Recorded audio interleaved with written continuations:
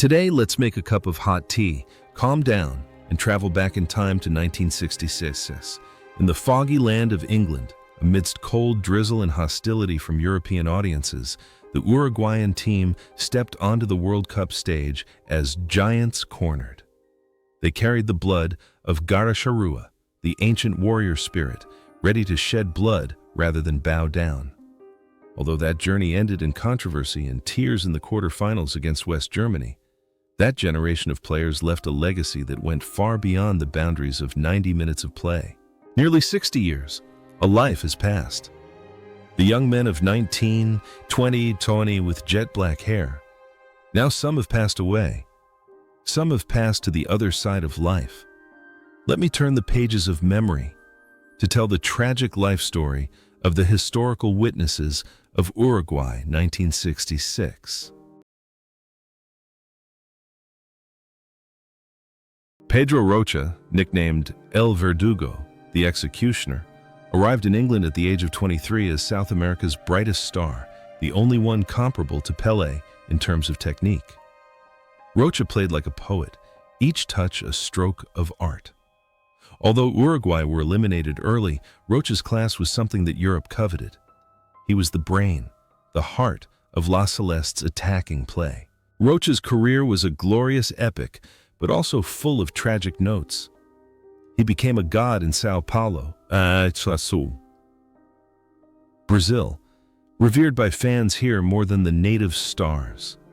He was the only Uruguayan player to participate in 4 consecutive World Cups, 1962, 1974. However, Rocha's tragedy was that injuries always came to him at the most important moments of the World Cups, preventing his talent from being fully realized at the team level. Off the pitch, in contrast to the fearsome nickname the Executioner, Rocha was an extremely gentle, quiet, and introverted man. He devoted all his love to his family and football, living a scandal-free life. But in his final years, fate dealt him a cruel blow.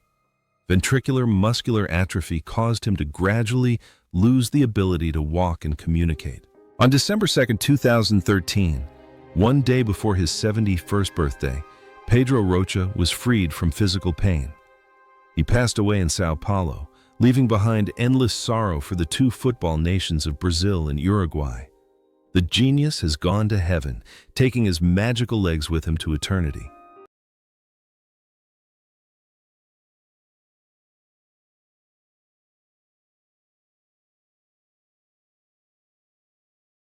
Ladislao Mazurkiewicz stood tall, a dark, cold, and authoritative figure in the Uruguay goal that year. At the age of 21, he was not only a goalkeeper, he was a hypnotist in front of the goal. Nicknamed El Chiquito, Mazurkiewicz performed brilliantly in England. He kept a clean sheet against the host team England in the opening match, frustrating the top strikers of France. His reflexes were not hasty, but the result of his genius ability to read the game. He stood there, calm as a statue, the most solid mental support for his teammates fighting above. Upon returning from England, Mazurkiewicz did not stop at star status. He went straight into the pantheon of legends. He became a living god at Peñarol, conquering all the peaks of South America and the world with this team. The peak of his career came in 1970 when he led Uruguay to the World Cup semi-finals and created a classic moment with the king of football Pelé. After years of fighting in Brazil, Atlético Mineiro, and Colombia, he returned home, hung up his gloves, and chose a life away from the spotlight. In real life, Mazurkiewicz was the embodiment of humility. He never raised his voice, never boasted about his achievements. He chose to coach goalkeepers at Peñarol, cycling to the training ground every day, teaching the younger generation how to do things. He lived a simple life, respected not only for his talent but also for his character as a true gentleman in the hustle and bustle of life. However, the plastic hands that once blocked the world could not stop the law of birth, aging, sickness, and death. On January 2, 2013, Ladislao Mazurkiewicz breathed his last in Montevideo at the age of 67 due to kidney failure and respiratory complications. He left, taking with him the secret of eternal composure, leaving a huge void in the goal of world football history. Omar Cacho, Caetano, 27, was the epitome of tenacity and versatility. He could play left back, center back, or defensive midfielder. At the 1966 World Cup, Caetano was a tireless warrior, ready to throw himself into any hotspot. He played with a survival instinct, so fierce that he made his opponents wary. Like Gonçalves, Caetano is a Peñarol legend. He holds an unprecedented record. The player with the most appearances in the classic Uruguayan football derby, Peñarol versus Nacional. That proves the steely character of this man. After the spotlight, Caetano chose the life of a hermit.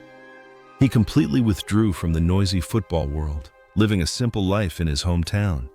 He rarely appeared in the media, keeping his memories of the fiery times in silence. On July 2, 2008, the silent warrior Omar Caetano passed away at the age of 69.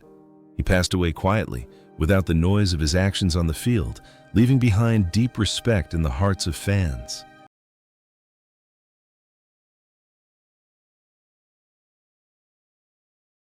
Néstor Tito Gonçalves was the backbone, the lungs of the team. He didn't play for show, he played to win. With his hard work, intelligence, and natural leadership, Gonçalves was the rhythm setter, the most authoritative voice on the pitch, galvanizing the team in the fiery Wembley heat. The story of Gonçalves is the most standard definition of the word loyalty. His whole life, from the beginning until the end, he only wore the yellow and black shirt of Peñarol. He refused huge suitcases of money from Real Madrid and River Plate to stay in Montevideo. He and Peñarol won 3 Copa Libertadores and 2 Intercontinental Cups, becoming an immortal monument.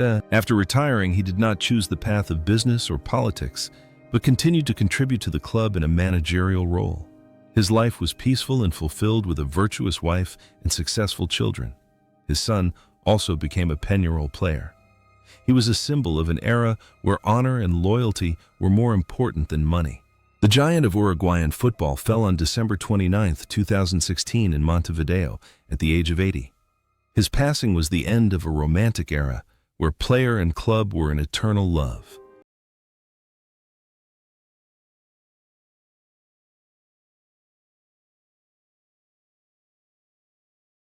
Luis Ubiña, 26, is like a tank on the right wing. With an ideal physique and abundant strength, he attacks and defends tirelessly. Ubiña is a reliable stopper, locking down the most tricky wingers in Europe with determination and discipline. After the tournament, Ubiña became the legendary captain of FC Nacional. His peak was lifting the 1971 Club World Cup. He was a straightforward, outspoken leader, always taking the lead and protecting the rights of his fellow players. After retiring, he served as president of the Uruguayan Footballers Association, continuing to fight for social justice. On July 17, 2013, Luis Ubiña passed away at the age of 73. His passing was a great loss to the national family, leaving behind an example of a man of integrity and courage. Jorge Manacera, 27 years old, was a gentleman in the center of defense, different from the usual rough look of Uruguayan defenders at that time. He played with his mind, judged the situation, and cut the ball cleanly instead of using physical strength. In England, he was the perfect partner, softening the toughness of Captain Troche. Manacera's talent brought him to Brazil to play for Flamengo, where he was loved by Samba fans for his flamboyant and technical style of play. After retiring, Manacera chose the life of a normal civil servant, working and taking care of his family. He was a quiet, humble man, always maintaining the polite demeanor of an intellectual. On September 18, 2012, Jorge Manacera passed away at the age of 73. He passed away peacefully, leaving behind the image of an exemplary central defender who proved that defending is also a beautiful art.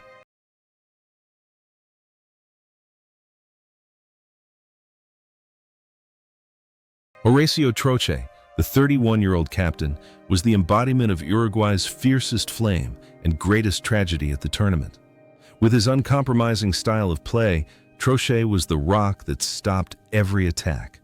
But fate chose him as the main character in the sad drama at Wembley. A controversial red card in the quarter-final against Germany and an infamous slap to the face of Uwe Seeler turned him into a villain in the eyes of the European media.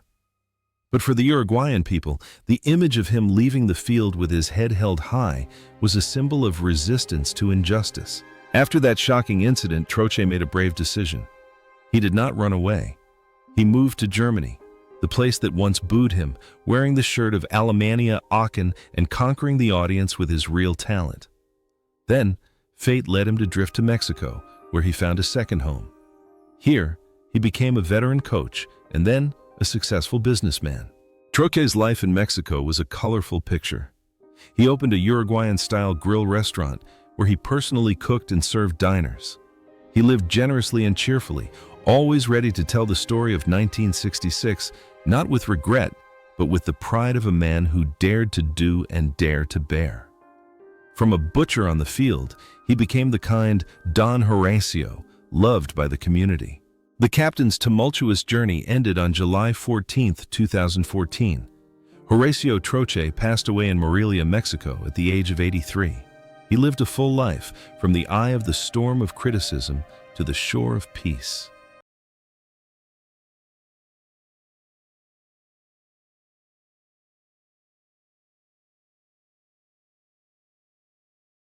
Julio César Cortés, nicknamed El Pocho, is the soft touch of Uruguay's attack. At 25, he scored the crucial goal against France that helped Uruguay advance to the group stage. Cortés possesses skillful technique, speed, and a modern footballing mindset, providing the necessary breakthrough when the home team is stuck. After the World Cup, Cortés became a great nomad. He did not sit still, but took his talent across the Americas, playing in Argentina, Costa Rica, and the United States. After hanging up his boots, he became a prominent coach in Central America, considered the godfather of Guatemalan football when he led the team to regional championships. His life was a series of tireless flights. He was a great storyteller, a living witness, connecting football across cultures. Although he lived far away from his homeland, his heart was always with the Celeste shirt. Today, at the age of over 80, Julio César Cortés is still alive and well. He is one of the few remaining witnesses of the 1966 generation, still lucid and continuing to pass on his passion to his descendants. Milton Vieira surprised the experts with his maturity beyond his age when he was the youngest in the main squad at the age of 20. He possessed sharp tactical thinking and skillful individual techniques. The 1966 World Cup was the stage that brought his name to the world. Vieira was one of the first Uruguayan players to achieve great success in Europe. He became a living legend in Greece with Olympiacos and AEK Athens. In the land of the gods, Vieira is revered as the brightest star. Now, at the age of 78, Milton Vieira is enjoying a peaceful old age. He still regularly follows football, is the pride of Uruguay on the old continent, and is a testament to the export talent of his country's football.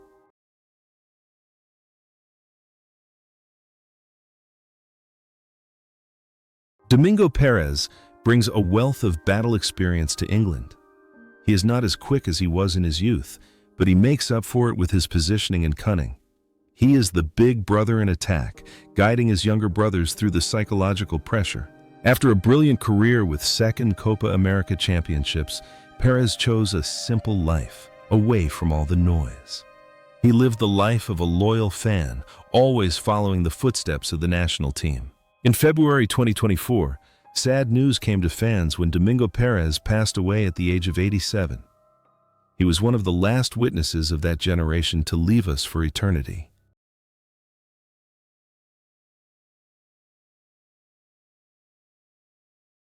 José El Pepe Sacía, 32, is the freak of the team. He is known for his tricky yet extremely effective street style of play. Sacía is a nightmare for opposing goalkeepers and defenders because of his tenacity and ability to seize opportunities in the penalty area. Sacía's life after football was as colorful and dusty as the way he played. He worked as a coach, famous for his generous personality, humor, and immortal anecdotes over drinks. He lived each day to the fullest, loved life and people in his own way. On August 30, 1996, José Sacia's passionate heart stopped beating after a heart attack at the age of 62. The talented madman was gone, but his arrogant smile remains in the minds of Peñarol fans.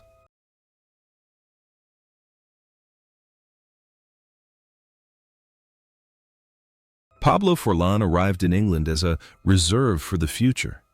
Although he did not play a single minute, breathing the top air with his seniors has molded the character of one of the greatest defenders in South American history. He is a seed sprouting in the cold soil of England. After the 1966 World Cup, Pablo Forlán rose to become a giant. He was an irreplaceable pillar of Peñarol in their golden period, winning every noble title. But the biggest turning point was when he moved to Brazil to play for São Paulo. In the land of samba, where attacking football is revered, Forlán conquered everything with his powerful, disciplined, and courageous defensive style. He was revered by São Paulo fans as an idol, a El Gran Capitán, the great captain. But Pablo Forlán's greatest legacy is not just trophies. He is the creator of a royal family of Uruguayan football. He is the father of Diego Forlán, who brought glory to the family with the Golden Ball Award at the 2010 World Cup. Pablo has passed on to his son not only his genes, but also his dignity as a gentleman on the field. Today, at 79, Pablo Forlán is living the most fulfilling days of his life. He is a beloved godfather of Uruguayan football, always appearing with an elegant appearance and a proud smile when seeing the generations of his children continuing the family tradition. He's living proof that the old bamboo grows new bamboo, and the Garra Charrúa bloodline will never run dry.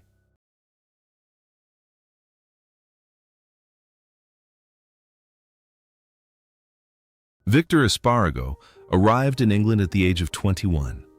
The young midfielder for Nacional sat on the bench, watching and learning every moment.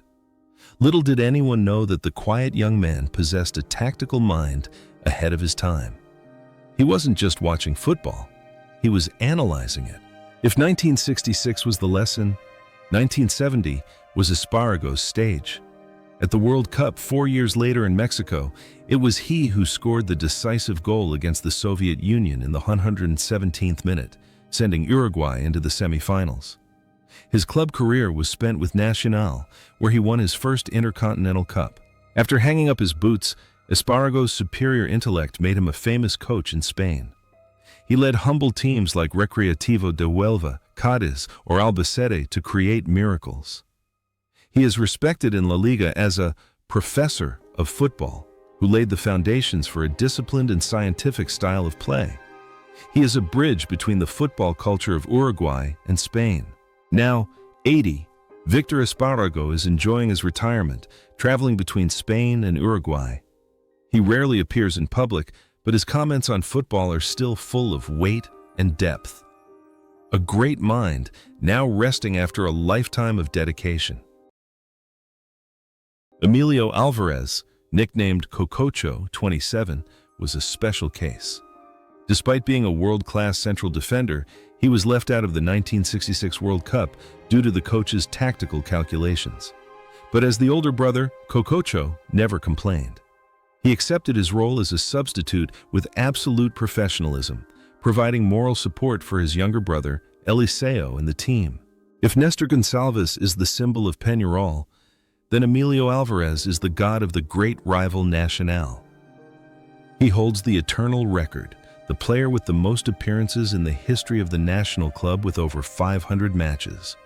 He was nicknamed Mr. Wembley for his aristocratic style of play, despite being South American. Cococho was known for his flamboyant style of play, rarely committing fouls. It was said that his shorts were still clean after every match because he won the ball with his judgment, not with muddy tackles. He lived an exemplary life, loyal and full of pride, the idol of idols at Nacional. However, the journey of this gentleman ended on April 22, 2010.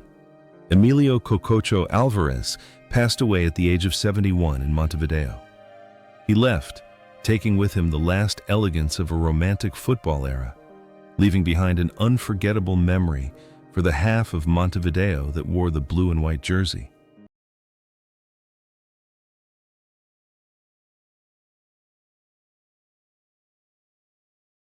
Eliseo Alvarez, 25, was Emilio's younger brother.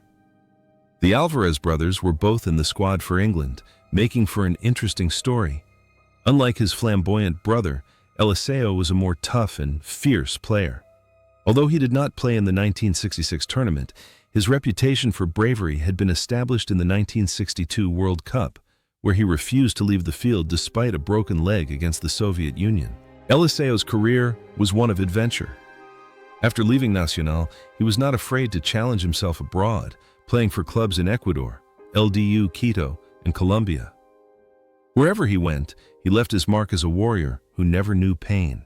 Eliseo's life off the pitch was quieter than his famous brother.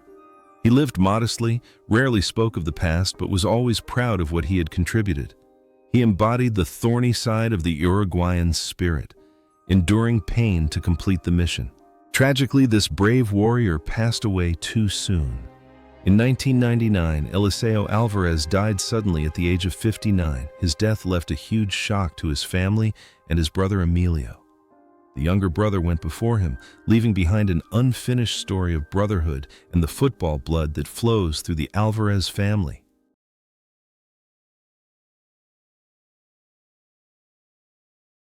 Walter Taibo was the oldest veteran in the squad that year at 35 years old. He came to England not to compete with the young talent Mazurkiewicz for the starting position, but to be a teacher, a psychological mentor. Taibo's vast experience was an invaluable asset in the dressing room, helping the young goalkeeper stay calm under terrible pressure. Taibo's career was a strange and rare one. He was a legend at Nacional, but at the end of his career he moved to arch-rivals Peñarol and also enjoyed great success, winning the 1966 Libertadores with Peñarol, but not starting in the final. He also moved to Argentina to play for Huracan and was loved for his lightning reflexes despite his modest height. After retiring, Taibo lived a long life. He became a living history of Uruguayan football, witnessing the transition of many generations. He always spoke of Mazurkiewicz with the pride of a father talking about his son, without jealousy but full of tolerance. The veteran goalkeeper's steadfast journey came to an end on January 10, 2021. Walter Taibo passed away at the age of 89. He was one of the last of the 1966 generation to leave this world, closing the book on a dedicated life in the woodwork.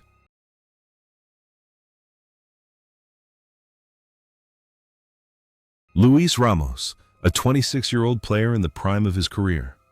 Ramos was an interesting case in football at that time.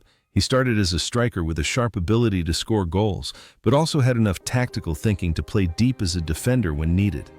At the 1966 World Cup, although he did not get a minute on the field due to the stability of the main frame, Ramos's versatility was a trump card that the coaching staff always kept up their sleeves.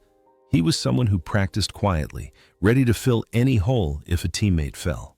Luis Ramos's club career was spent with Nacional, one of the two giants of Uruguayan football. He was an idol at Grand Park Central, famous for his intelligent playing style and exquisite finishing technique. He fought with Nacional through many fierce Copa Libertadores seasons, leaving his mark as a dedicated player who always put the collective interest above his own ego. But Luis Ramos's greatest legacy to Uruguayan football is not just his own goals. He is a father who has sown and nurtured a generation of talented successors. His two sons, Luis Eduardo Ramos and especially Leonardo Ramos, former national team player, now a famous coach in Uruguay, have both followed in their father's footsteps. He has passed on to his children not only his footballing genes, but also his character, humility, hard work, and perseverance. In his final years, Luis Ramos lived quietly, happily watching his children succeed on the coaching bench. However, on a sad day in the midst of the pandemic, March 14, 2021, Luis Ramos's heart stopped beating at the age of 81 due to health problems. He passed away, leaving behind a proud father-to-son legacy, a beautiful story about the football bloodline that flows endlessly in a family.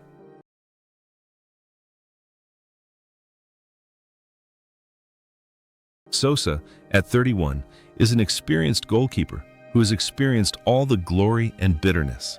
His acceptance of being a secondary actor for his 21-year-old junior is not a step down, but a noble sacrifice of a senior.